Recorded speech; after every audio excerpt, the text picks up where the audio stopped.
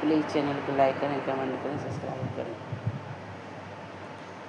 पूर्वही देशवा से आवेला बभनवा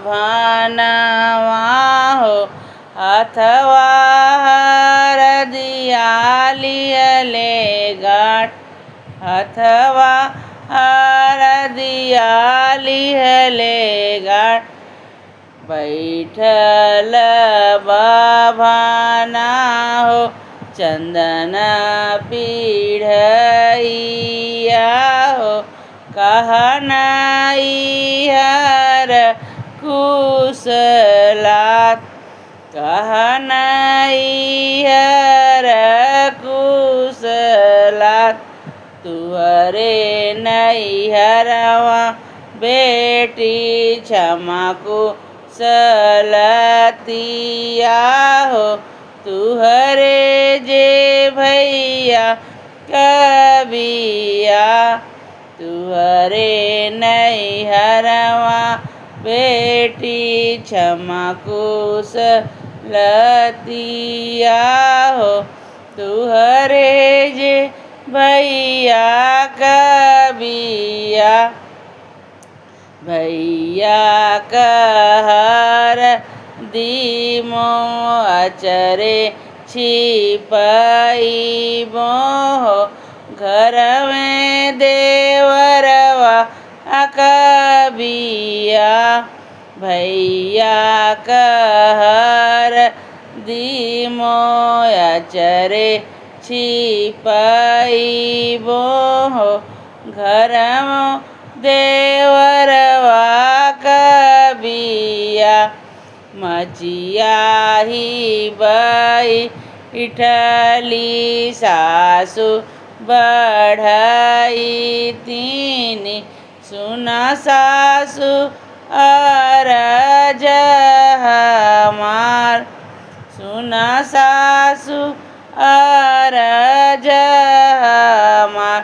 देहु न मोरे हो सासु अपन चित्र सड़िया हो, भैया ने वतवाहम जाम। देहु न मोरे सासु अपन चित्र सड़िया हो, भैया ने वतवाहम जाम। भैया के आंगन चंदन गाछ रूखवा हो, छछन बिछन भैली डार। भैया के आंगन चंदन गाछ रूखवा हो, छछन बिछन भैली डार। चंदन के रूखवा फटले चित्र सड़िया हो, सासु कज बबवा कैसे देव। चंदन के रूखवा फटले चित्र सड़िया हो, सासु कज बबवा कैसे देव। बहरे से आवेला बेटी के बाबा हो, काहे बेटी चित बयराग, काहे बेटी चित बयराग। भैया के आंगन चंदन गाछे रूखवा हो, छछन बिछन भैली डार।